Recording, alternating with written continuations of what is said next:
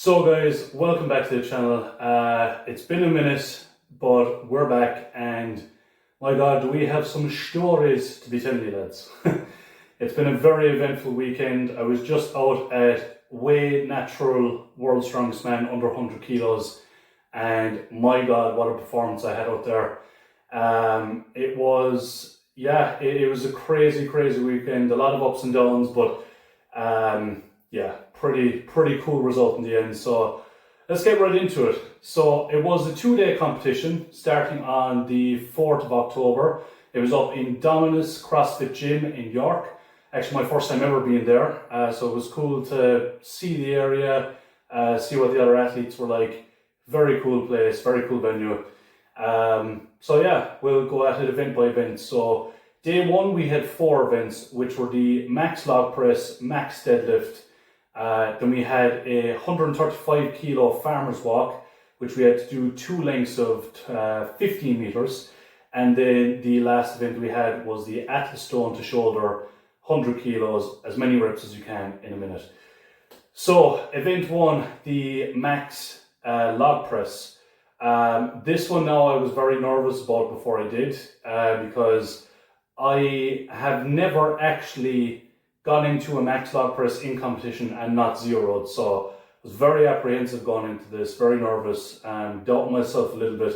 However, we were using wooden logs and my god, wooden logs, for me at least, I find way much easier to press than the metal logs. When I was at, where was that? That was Obelix Strongman, competition I did a few months ago.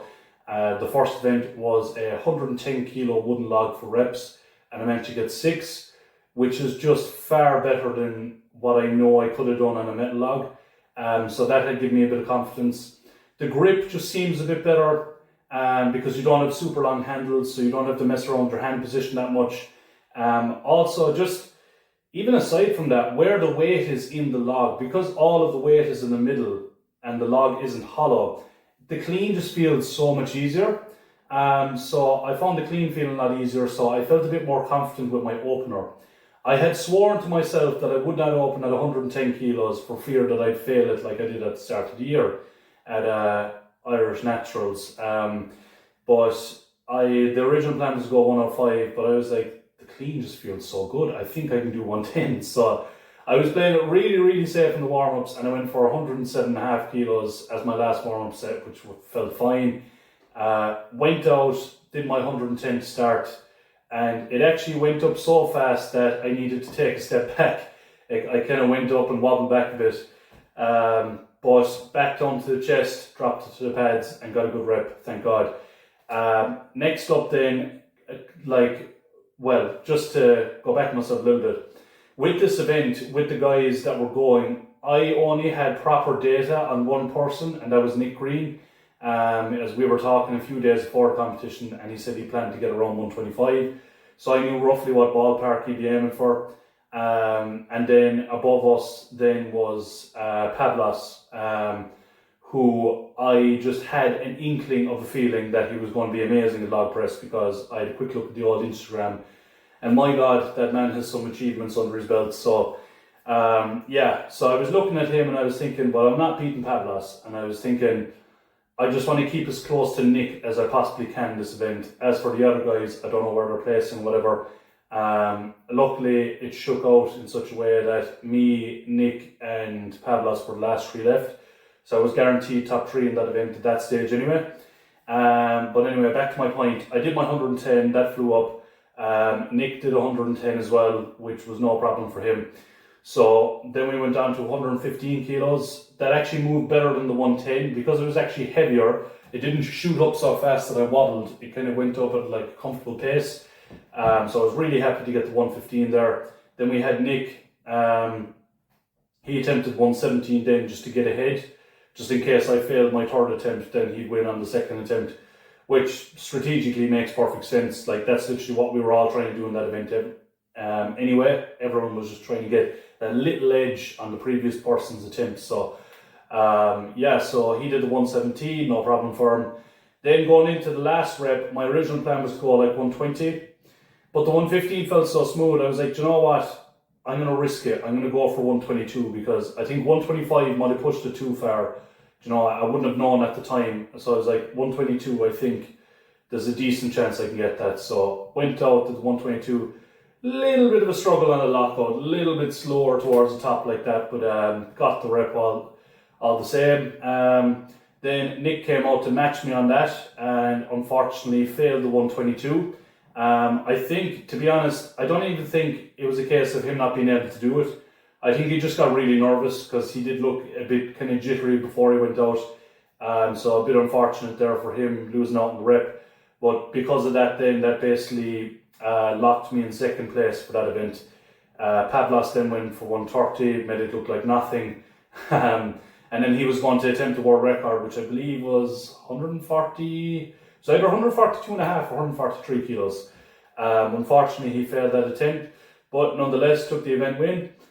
And then we went into the max deadlift. So this was an event I was feeling very, very excited for.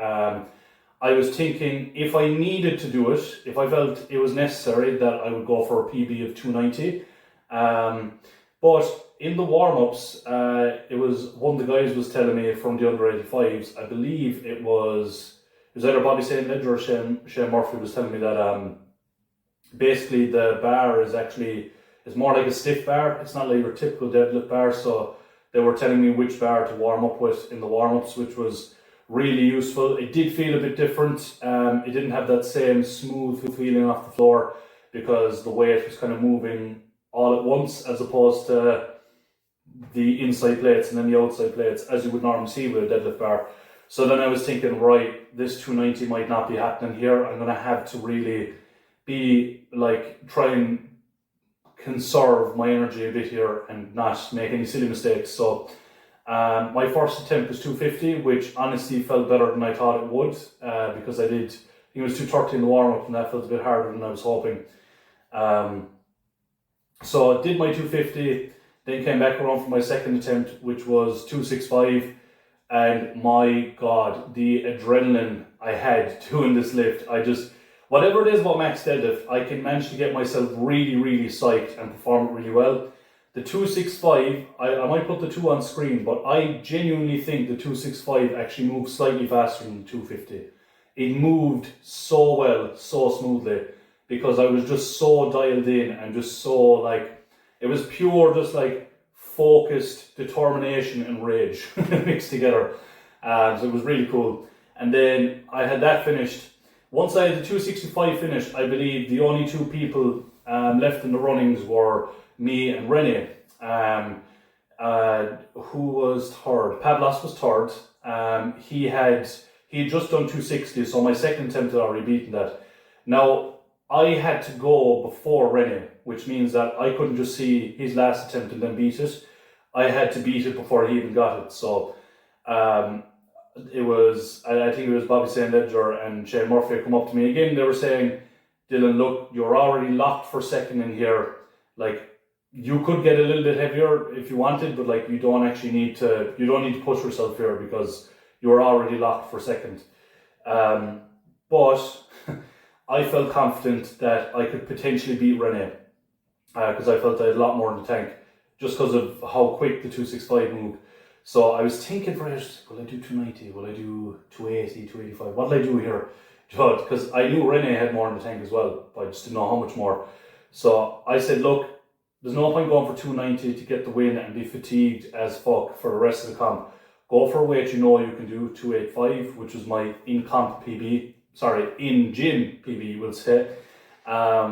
So I said, I know I can do that weight, so I'm going to try that. And then as soon as I wrote that down, the whole time these attempts were going on, people could go over and look at the previous person's attempts. So Rene had seen that, and he was like, fucking, I'm just going to try 285 and try and match yours. We're like, fair enough. Did the 285 and genuinely felt a lot more comfortable than the first time I did it in the gym. Significantly more comfortable. The time I did it in the gym, I genuinely thought my hamstrings were going to pop. They were under immense pressure. I did the 285, tiny little hitch at the top, but other than that, really, really happy with it. Just in terms of, like, it's the same weight, but it's how I made it move is what I'm happy with. So that in itself was kind of a PR for me, really. It was a comp PR regardless. So then Rene went out to do the 285. He said this would be an all-time PB for me, so there was questions as to whether he'd be able to do it or not. And he did manage to grind it out, fair play to him. So we had a tied event win on that, both going away with 5.5 points. So yeah, things were looking pretty good after event 1 and 2. So after event 1 and 2 then, I'm sure you can see the medals hanging off here. I got some, what I would call surprise medals, because I didn't actually realize that, so they were running a max log and a max deadlift comp separate to the full show. But because there wasn't any athletes in our weight class that were doing just the log and just the deadlift by themselves, they took the top 3 from each event. So because I came second in the log press, I got this medal. I know they both look the same, lads, and you can't see them. I'm going to bring them over now. We'll bring them over. For the log press, as you can see there, right? And then this one over here, I got second in the deadlift, right? And the reason being was because basically they go off body weight. So we weighed ourselves at the start of the competition, and I was 99.6, Rene was 99.1. So because we tied, they gave it on body weight, which is fair enough. So as you can see there, I know guys, just looks so amazing. I know how proud you are, all of me. But yeah, so that was that. 2 nice little surprise medals to carry home myself. So that was the log press and deadlift. Then we moved on to event number 3, which was the farmer's walk. Now, they're moving around a bit. You're there. You're a fuck. They're grand. So log press and deadlift. I really couldn't have asked for much of a better start there. I was very pleased with that. Then moving into the farmer's walk, 135 kg per hand, 2 lengths of 15 meters. In the warm-ups, a lot of people were struggling with this because the handles themselves weren't like solid as they would be on like a normal frame. They were kind of a little bit wobbly, particularly the one on the right frame, because in order to actually get it comfortable in your hand, you actually had to pull it slightly out to the side, so that way it would stick at the top. If you held it here and stood up with it, it would just slip out to the side and possibly come out of your hand. So, and even aside from that, they were just a bit more slippy than normal handles, so a lot of people were struggling with that. I luckily got to go out last in this event, and I got to see everyone go before me. And yeah, a lot of people really struggled with this. They dropped it several times during it, and the closest person to me on this was Rene, who come second in the event. He had 27 meters, and he had the best performance outside of me, and he didn't even finish the course just because the handles were so damn slippy. I genuinely think with most of the guys, it wasn't like a lack of strength that they weren't strong enough to move with these weights. I think it was just the fact that it was slipping so much was causing a lot of issues. But I was very fortunate to have Bobby St. Ledger in my corner to give me the little tip and say, Dylan, get a little bit of chalk, rub it on the underside of the handles. I'm telling you, it will help with your grip. And I was thinking, I'll do it, but I don't expect a massive difference. My God, did that make a massive difference, because I went out, picked up the frames, and I walked about 2 or 3 meters with it, and I was thinking to myself, I'm just waiting to start losing grip and for it to fall, because that happened with everybody. They go a few meters and bang, go straight down. And I could feel in my hands, I was like, oh my God, the grip isn't going. It's actually like staying in my hands. So I was like, I can afford to speed up a little bit now. So I tried not to go too fast, but I said, keep a decent pace that, you clear the 15 meters without dropping it. So got all the way to the end without dropping it, the 15 meters. Then I said I'd take my time on the way back, not to make any silly mistakes, take my time with the grip. Picked it up, went back down, and got to the other side without any drops, and I was just over the moon. I was so full of adrenaline at this point, guys. It was crazy. I've never experienced as much adrenaline in one day in my life, I don't think. Not in competition anyway, that's for fucking damn sure. So I took the outright event win on the farmers, so things were just getting better and better on day 1, to be honest, so I was really happy with that. Then moving into the last event. Now this was an event I was really worried about coming into the competition. This was the 100 kilo Atlas stone to shoulder, right? For as many reps as you could in a minute. So I did what? Yeah, it was the week before competition, and I was doing my last training session on the stones. So we had this 100 kilo stone back in Newcastle West Arena gym, and I said, look, I'm going to give a go at that, give a go at lifting it. Did one rep of it, got it to the shoulder, and my right bicep was not happy with it, to put it politely. Put it back down. I said, right, going to give it a minute break. We're going to do an EMOM and we're going to give a second go at it. I got about an inch off the floor the second time and my right bicep was just screaming. I was like, I'm putting that straight down. It's not worth risking an injury this close to competition. So for the rest of the week then, I did nothing heavy with the bicep. I did a little bit of rehab type work on the, I think it was Tuesday or Wednesday. A lot of really light dumbbell work. A bit of mobility work with the biceps, just getting as much blood flow in as I could without straining it too much. And my bicep was actually quite sore on like the Thursday beforehand. So I was thinking like, fuck, like this could be very risky. So I was warming up with a 60 kilo rubber stone, no pain in the bicep whatsoever. I don't know, was it the adrenaline? Was it the amount of fucking Lucozade Sports I had? Or was it the fact my CNS was just primed from the deadlift earlier in the day? I had a clue how this was pain-free, but it was pain-free, and I was like, okay, this is good. Like, I'd done like 7 or 8 reps with the 60, and it was just effortless. So then I said, right, look, that's 60, we're doing 100. So went over for the 100 kilos, and with the 100 kilos then, did 1 rep, no pain in the bicep. I was like, this is fucking brilliant. So put that down. Then I got to go out last in this as well. So I got to watch what everyone was doing. And who was coming through? I think the highest before me was Pavlos, who got 8 reps. The closest to him then was either Nick. I think it was Nick Green, yeah. I think Nick Green had the second highest amount done before this. So he had 6. Pavlos was on 8. So I was thinking, right, grand.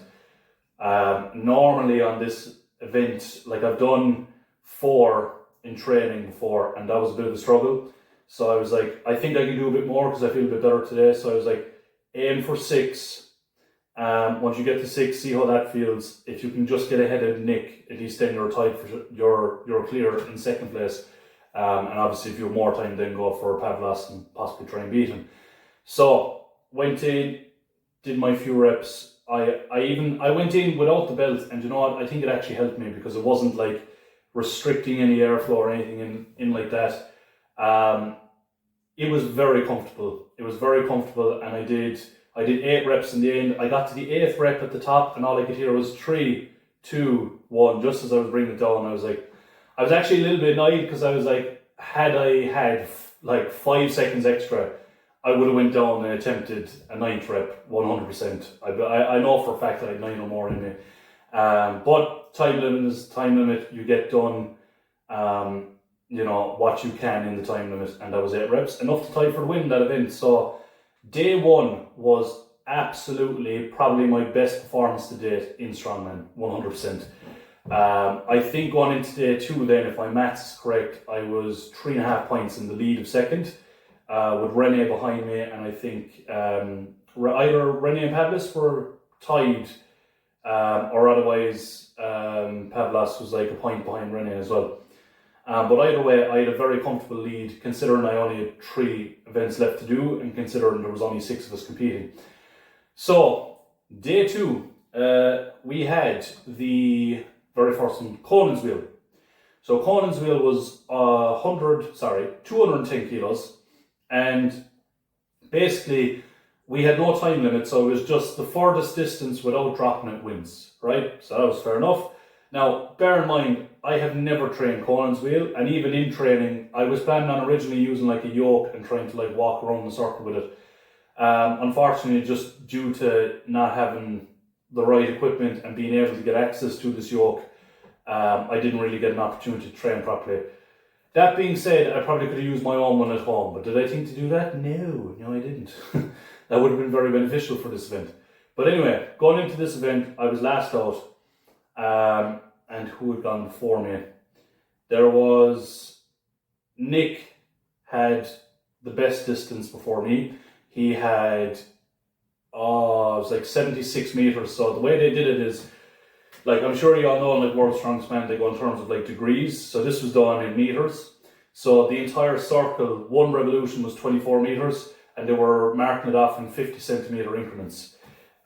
So he was up there in 76. I think Rene was right behind him on like 74, 75 or something like that, which is about 3 1/4 revolutions, just under. And then who else was there? There was Saul. Saul had gotten 60 meters, 60.5 meters. And there was, sorry lads, I'm taking so long to think of this. Who was the other guy? I've forgotten his name. Trevor was there as well, and Trevor got 59. So that is just about 60 is exactly 2 1/2 revolutions. So they were bang on around 2 1/2 revolutions, just under and just beyond it. And Pavlos, I think, was about 2 1/4, which was, don't ask me meters, 48 or something like that. No, it would have been about 54 or something meters, I think it was, yeah. But anyway, so in my head going into it, I was like, I have no idea what I'm capable of. I'm just going to go balls to walls here. Obviously, if I could get beyond Saul and Trevor, that would be absolutely ideal.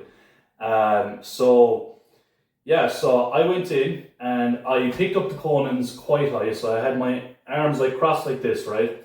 And the Conans was basically like up on top of my chest the whole time.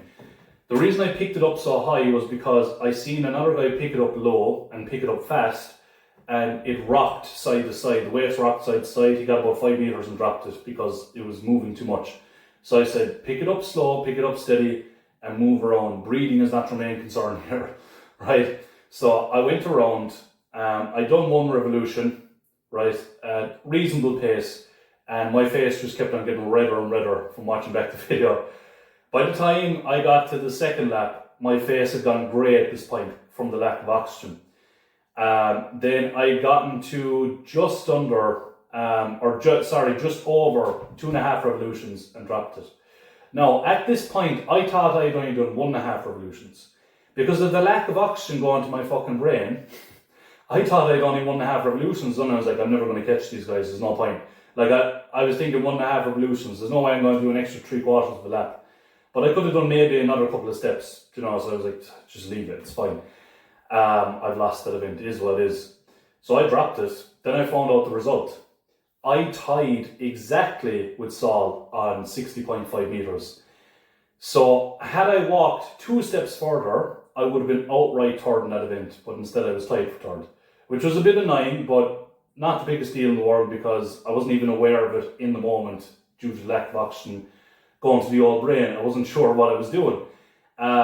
So that was fine. Now, even aside from that, that was a massive PB for me because my first time ever doing it, and I genuinely thought like to get anything beyond 2 revolutions was just God tier. So I was very pleased with that as a personal best for myself. Then we went into the Dinny Stone hole for time. So the way they did this is they had 2 slightly different size ring handles, which they connected onto pins. So the first pin was loaded with 135 kilos, the other pin was loaded with 115. I was getting a few tips from the guys outside. I think it was Shane and it might have been Bobby actually. Bobby was giving me tips again, and he was saying, don't go side to side with the handles. I know you've been trained that way, but trust me, it's easier to do it back to front, where you're basically standing up and kind of staggering over the weight. So it's kind of more like a sumo deadlift up, sort of, where you have one arm behind you and the other arm in front of you like that. So I was taking all of his tips and all of his advice for that. Truth be told, going into that event, I wasn't in a great headspace. I was kind of like thinking, this is my worst event. I've tied third on that. I thought I was probably going to lose my lead because I thought there was less points between us than there actually was. So I was a little bit deflated going into it mentally, which is a bit annoying because on a normal one-day competition, that's not really like me. Usually I'm able to kind of keep level-headed and solid in the moment. But I did know the times of the people going before me. So I knew who had gone before me. There was Pavlos, I think, won the event with 40 seconds. Then Saul had gotten 39 seconds. And the only other person who'd gone before me then was Trevor, who got in 32 seconds. Now, when I was doing this, I think I got so focused on trying to beat the 39 that the 32 just skipped out of my brain altogether. So the referee asked me, she said, do you want me to count in 10 seconds or 5-second increments while you're doing this? I said 10 until you get to 30 and then 5 after that. So that was fine. So then I went up, which was kind of a tiny mistake in itself, but is what it is. Went up, grabbed the Dinny stones and started doing my time. 10 seconds went, no problem. 20 seconds, no big issue, but was starting feeling it a little bit. Then we got to 30 and I was thinking, there's no way I'm going to get 39. There's no way I'm going to get 39. So I held on, it was starting to slip out of my hands, so I got to 31 and I dropped it.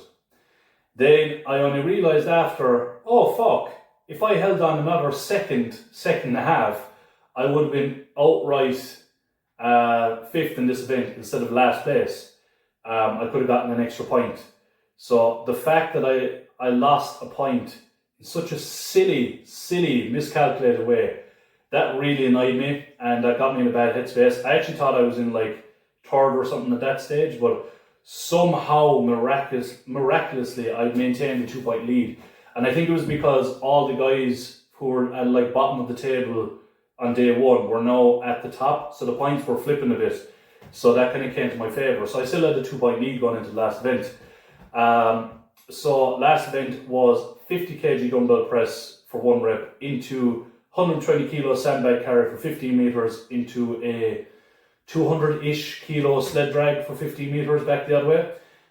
So this was definitely going to be my best event of day 2. So I was trying to get my head around where I was, and I was like, look, I have 2 points lead still. These are obviously good events for the guys that are quite close in the runnings at the minute, but this should be a good event for me, as long as I don't fuck up the dumbbell. Right? So I was getting all psyched up and to be honest, I was barely even focused on the dumbbell looking at it. I was like, all I need to do is just like be fucking lightning fast with that sandbag. I was like, I just need to get past the dumbbell. And I was getting really psyched up in the moment. Picked up the dumbbell, got it to here, had my hand here before I pressed it, dipped down and went like that. And because my hand was on the dumbbell, as I pushed it up the first time, it counted as no rep. So I went down again. Now luckily the referee was kind, she didn't say I had to go from the floor again or anything, but I had it on my shoulder and I wasn't really prepared the second time and I went like that, didn't get a lockout, went again, and then I got a proper rep the third time. Then caught the 120 kilo bag, went lightning fast. I genuinely think of the whole class, I think I had the fastest sandbag run, dropped that, then picked the sled. Decent-ish time the sled. I don't think it was the fastest, but it definitely wasn't the slowest. And yeah, ended up where I was. So then we were waiting around for the points for ages, and I was thinking there's a very slim possibility I've held on to the win here, or otherwise I'm like tied for the win, or maybe just outright second or something. I have no idea. But I was thinking realistically I'm not outside the top 2, but I was really gunning for the win here. And then the results came out. Unsurprisingly, due to all the mistakes, I hadn't won. But Nick Green taking the win, and now this absolutely shocked me because Nick was in 4th after day 1 and he was 8 points back from me going into day 2.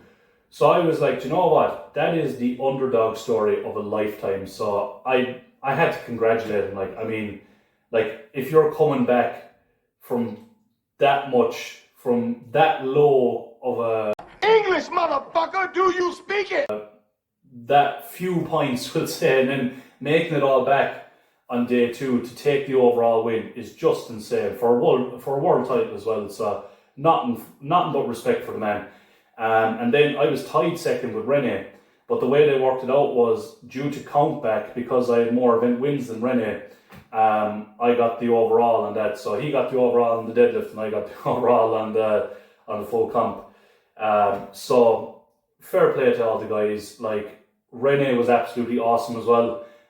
He just didn't make any mistakes like all throughout. Like, I don't think he took a last place in any event or anything like that. He was just consistently chipping away. But yeah, for Nick Green, I don't think he came last in any event day 1. I think it was just like he was like fourth. and then I'd have to check the results. I'll throw them up on the screen anyway. But day 2, I know for a fact, Conan's wheel, he came first, grip hold, second, the dumbbell and everything else medley, he came first in that then.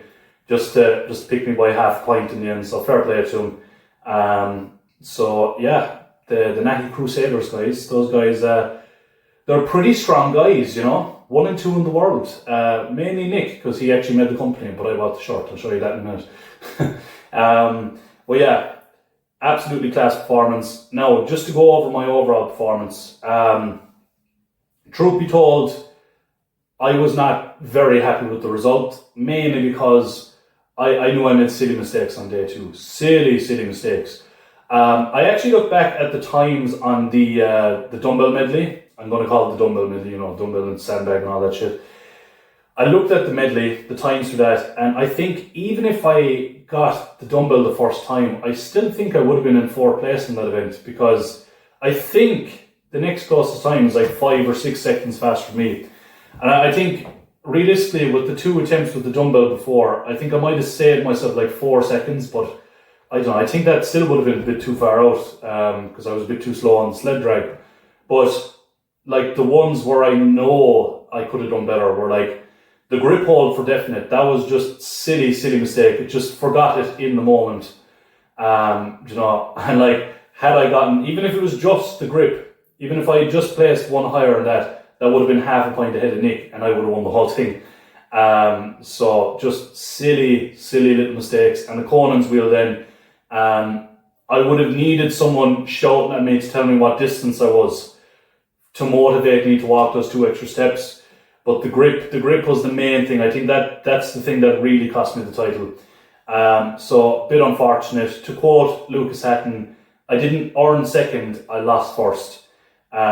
So that kind of sucks. It's one of the very few times this has happened to me in strongman, in terms of like just being able to do more in the competition and not doing it just due to silly mistakes or misunderstandings. So day 2, like I was quite upset in a way, because I was upset that I allowed silly mistakes like that to happen, where I know I could have pushed a little bit harder and it would have made the difference overall, just because I had forgotten about certain details that would have been helpful, or just because I could have pushed a tiny bit harder and would have made a bigger difference. I was surprised by myself, because normally I'm really level-headed in competitions. Like day 1, I knew exactly what I had to do. I was on the ball with every event. And to be honest, I think it might be due to the fact as well, it was my first ever 2-day competition, so at the end of day 1, I was just full of adrenaline, and it was like just euphoria when I was like walking back from the gym, going back to my hotel. Like I've never felt that good after part of the competition ever. So it was huge for me, and I don't know, was it just the adrenaline dump, or just the fact that I had gotten such a high the day before that mentally I was finding it a bit harder to come back in. And I think like overall that could have affected me. I think maybe just the massive just adrenaline dump, and just having such euphoria the day before. I think it was just all the dopamine is gone. So yeah, no, like as I say, I felt pretty good, when I was getting dressed and ready in the morning. I was like, yeah, I've got a good shot at this. But it was when I was there in the moment, I think it was a bit trickier. I will say too, one thing I have noticed from doing like really heavy deadlifts before, or like deadlifts for reps, when your CNS is taxed from, we'll say, big heavy deadlifts and things like that, one of the first things that actually go is your grip. So arguably, had I deadlifted maybe 260 and stopped there, or 250, I might have had a bit more in the tank for the grip hold, potentially. I don't think I would have been getting like 42 seconds or anything fucking crazy like that, but maybe I might have had 36, It's hard to say. It is really hard to say. And I know for a fact I definitely could have got slightly over 32. I definitely would have pushed for it. I could feel it slipping in my hands, but there was a little bit of just kind of giving up, because I was like, oh, I'm too far away or whatever. But yeah, it's all a learning experience, and like, at the end of the day, second in the world, I'll take it. As you can see here, we have a trophy that's in half, unfortunately. I was a bit surprised at how easily it broke, to be honest, because it felt really solid when I was going around with it after we did the podium. But like I had to go back, where did I go? I went from York down to Coventry, and I went from Coventry then to London Gatwick, and I was getting on a couple of trains in the meantime.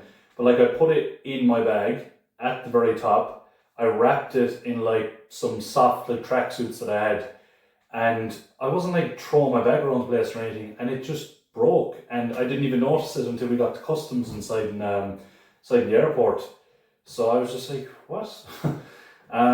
No, I think we will find a way to fix it. I might have to drive a bolt like through the bottom part of it and just try and drill a hole in the top and maybe connect the two of them. It'll need a bit more than super glue because it's very sensitive. It's like, well, sensitive is the wrong word. It's like when I put it up on top, it was quite a clean break, but the trouble is, like, it's very top heavy and very front heavy. So like the middle of the trophy is very narrow, but the bottom is very heavy and the top is very heavy. I'll just give an example here. Hang on a minute now. We'll get this a bit closer to you like we did with the medals. 1 minute now. So we have this here, and yeah, in there. Yeah, so as you can see, pretty clean break, but the problem is it's kind of, can you see from the side there? So that's it standing normally. It's kind of at an angle because the weight's all the front. The tendency is to go that way. So yeah, I think we'll have to drive a bolt through it to fix it properly.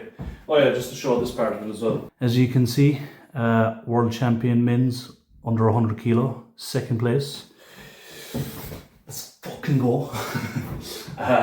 So yeah, it's pretty cool. Definitely the coolest trophy I've ever won. So yeah, we're going to get that fixed eventually. And yeah, so those were kind of the main things I wanted to discuss.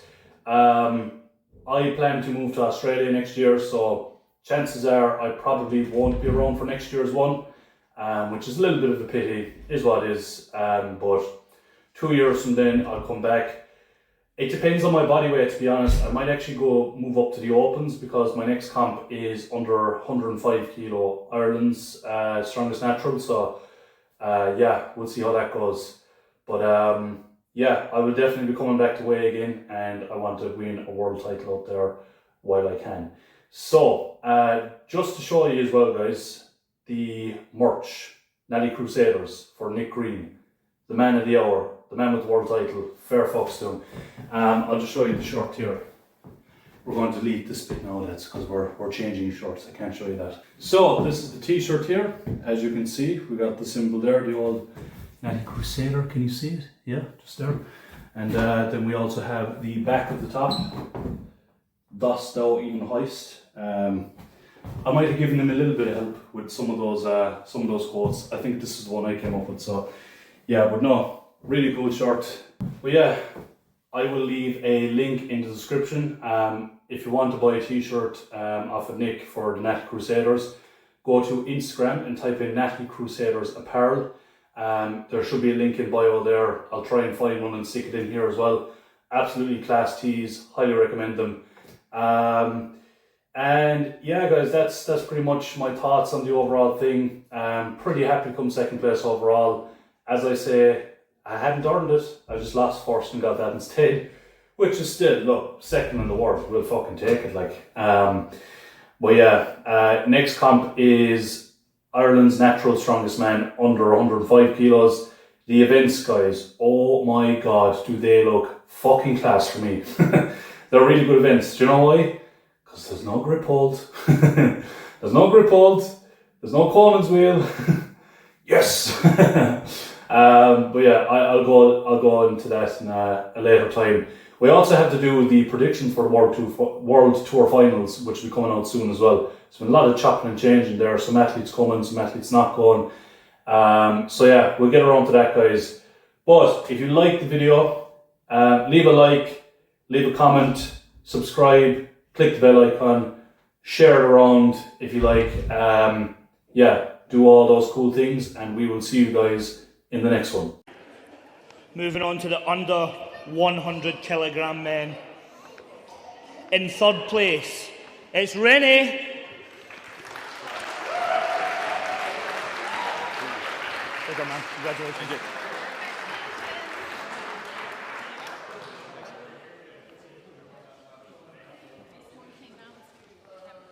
Second and first was a tie, and it came to overall event placings.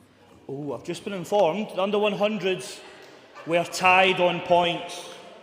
So it goes on count back. Second place goes to Dylan. Well done, man. Thank you.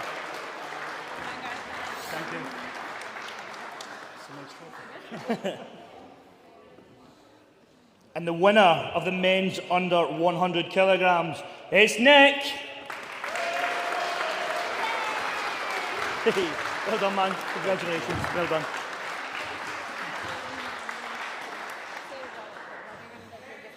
Not even very well. Ladies and gentlemen, your under 100 kilogram men, make some noise.